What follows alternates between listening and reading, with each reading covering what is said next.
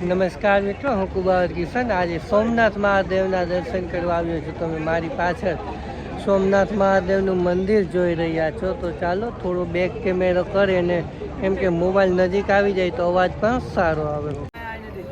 તો આજે શ્રાવણ મહિનાનો સોમવાર છે અને રક્ષાબંધન છે. ટ્રાફિકની વાત કરું તો ખૂબ જ ટ્રાફિક છે. સવારના પોરથી અમે સવારના 6 વાગ્યાના આવી ગયા અને કલાક એક ઉપર દર્શન કરતા વારો આવ્યો.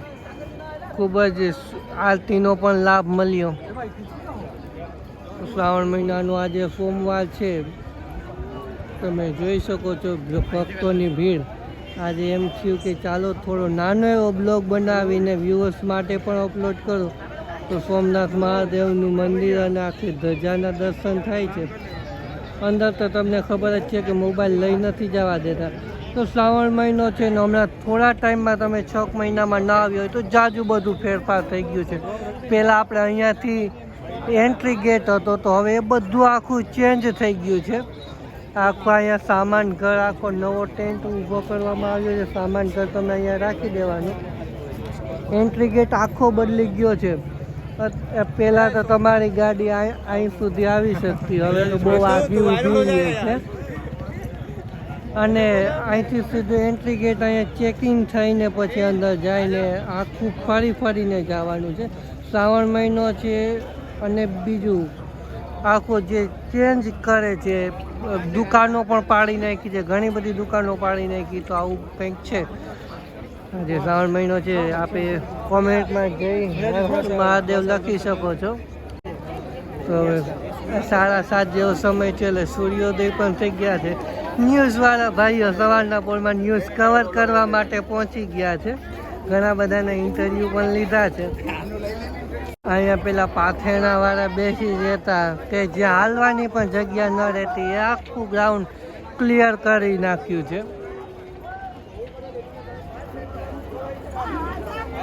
ત્યારબાદ અહીંયા બધું તમે સામાન છે તે અહીંયા રાખી શકો છો અને આગળ તમારે ચંપલનેથી આગળ રાખવાનું અલગ સ્ટેન્ડ બનાવવામાં આવ્યું છે. તો આવું કંઈક ઘણો બધો આખો ફેરફાર કરવામાં આવ્યો છે.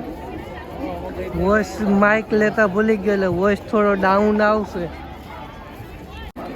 સવારના 5:30 વાગ્યાની અવિનવી કન્ટિન્યુ ભીડ છે, કેમ કે અમે સવારે વહેલા આવી ગયા હતા. અહીંયા પહેલાં આખું બસ સ્ટેન્ડ હતું, બસ સ્ટેન્ડ આખું પાડી નાખ્યું ને આ એન્ટ્રી ગેટ કરી નાખ્યો છે. એટલે સોમનાથ એસટી બસ સ્ટેન્ડ અહીંયા હતું તો એ બસ સ્ટેન્ડ કાઢીને આખું કટ કરીને આખો એન્ટ્રી ગેટ કરી નાખ્યો છે. સામે પાર્કિંગ આવી જાય છે. ડિજિટલ પાર્કિંગ છે. ફાસ્ટેગમાંથી સીધા રૂપિયા કપાઈ જાય. કેટલી ભીડ આવે છે તમે જોઈ શકો છો. સોમનાથ એન્ટ્રી ગેટ બતાવું તો આ પ્રકાર કંઈક બોર્ડ મારવામાં આવે છે. પ્રથમ જ્યોતિર્લિંગ છે સોમનાથ મહાદેવ મંદિર પ્રવેશ દ્વાર. તો રક્ષાબંધન છે, 7મ 8મ આવે છે, રજાઓ પડી ગઈ છે બાળકોને, એને હિસાબે બધા પોતપોતાની રીતે ફરવા નીકળી ગયા હોય. તો અહીંનું હવે બજાર કેવી છે તે થોડું આપણે બ્લોગમાં બતાવી દઉં. ફૂલહાર ભગવાન માટે પ્રસાદી તમે લઈ શકો છો. ત્યારબાદ ચાંદલાને જે ઉપર ઓમને તમારે જે કંઈ પણ કપાળ ઉપર દોરાવવું હોય તે તમને છાપી આપે છે. સોમનાથ આવો નમૂનો લેવું હોય તો આ ભાઈ વેચે છે, ખૂબ સસ્તા ભાવે આપી દે. તો આવો તો આ ભાઈ પાસેથી લઈ શકો છો. આગળ વધીએ. આ બધા પાથેણાવાળા પેલા અંદર બેસતા એ બધાને બારોબાર કાઢી મૂક્યા. અહીંયા હવે બારોબાર જ આખું બધું છે. સામેની જે દુકાનો હતી એ દુકાનો પણ બધી પાડી નાખી. તમે જોઈ શકો એટલો માળ આખો પડી ગયો. તો આખું રિનોવેશન સોમનાથમાં કમ્પ્લીટ ચાલુ છે. વિડીયો કેવો લાગ્યો કોમેન્ટ દ્વારા અવશ્ય જણાવજો. વિડીયોને લાઈક કરજો, શેર કરજો આપના મિત્રો સાથે અને ચેનલને સબસ્ક્રાઈબ ન કરી તો સબસ્ક્રાઈબ કરી દેજો. સમુદ્ર દર્શન પથ, આપણે દરિયાના દર્શન અહીંથી તમે જઈને કરી શકો. અંદર ટેક્સ સાથેની 5 રૂપિયા ટિકિટ છે. તો અહીંથી ટિકિટ લઈને તમે સીધા કરી શકો છો. સાયકલ જોતી હોય તો સાયકલ પ્રોજેક્ટ પણ શરૂ છે. તમને જે પથ ઉપર સાયકલિંગ કરવું હોય તો સાયકલ મળી જાય. આપણે પહેલાં કલાકના હિસાબે આપતા હોય ને 1 કલાકના 20 રૂપિયા સાયકલિંગનો ચાર્જ છે. પથ ઉપર તમે સાયકલ ફેરવી શકો. આપણે બહુ આઘું નથી જવું એટલે સાયકલ લેતા જ નથી, કેમ કે સાયકલ લે તો પછી કેમેરો કેમ પકડવું. ગુજરાત ટુરિઝમ દ્વારા આખું વિકસાવવામાં આવ્યું છે. થોડા ઘણા નિયમો પણ છે ફરવાના. તો 5 રૂપિયા ટિકિટ નિભાવ ખર્ચ જ ખાલી લે છે સાફ સફાઈના ને એનો 5 રૂપિયામાં બીજું કાંઈ નહીં. અહીંયા તમે ખરીદી કરી હોય તો સ્ટોલ પણ ઘણા બધા છે. બજાર કહીને હિન્દીમાં હાટ કે મારુતિ હાટ, હાટડી આપણે હરીની હાટડી એ મારે જે નરસિંહ મહેતાનું ભજન છે એના ઉપરથી હાટ શબ્દનો ઉપયોગ કરવામાં આવે. ભજન છે ને, હરીની હાટડીએ મારે રોજનું અટાણું. એ રીતે હનુમાનજીની પ્રતિમા આપણે દેખાય છે. આજે અહીંથી રસ્તો જાય એ સીધો સોમનાથ મંદિરની પછવાડેના ભાગમાં નીકળે. ત્યાંથી તમે સોમનાથ મંદિર ખૂબ જ નજીકથી જોઈ શકો ને આ બાજુ આખો દરિયો આવી જાય. તો ઘણા બધા અહીંયા પણ ટ્રાફિક છે. દરિયા કિનારે આવ્યા હોય તો ઘોડાની સફર અને ઊંટની સફર કરવી હોય તો તમે કરી શકો છો. બંને સવારી અહીંયા ઉપલબ્ધ હોય છે. દરિયામાં પગ બોળવા માટે પણ અહીંયા છે.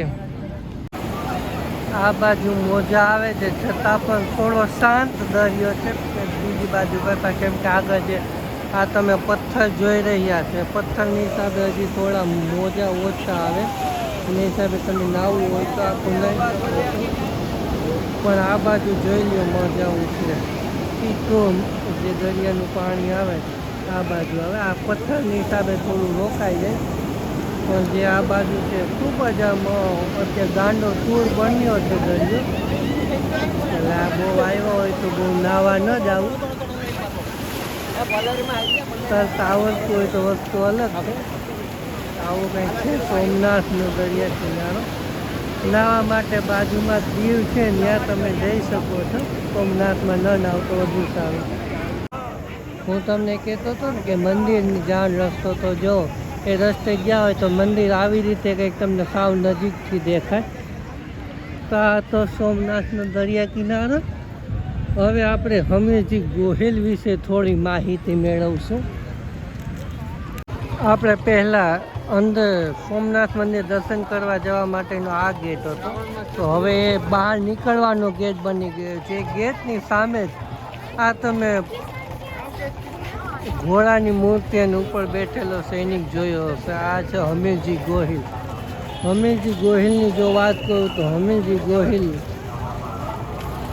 એ સોરઠનો રાજપૂત હતો અને જ્યાં દિલ્હીમાં મોહમ્મદ બેગડાનું શાસન હતું તેનો સૂબો ઝફર ખાન સોમનાથ ઉપર ચડાઈ કરવા માટે આવેલો, ત્યારે હમીરજી ગોહિલે તેના થોડાક જ સાથીઓ સાથે ઝફર ખાનના હજારો સૈનિકો સામે યુદ્ધ કરેલું અને સોમનાથનું રક્ષણ કરેલું.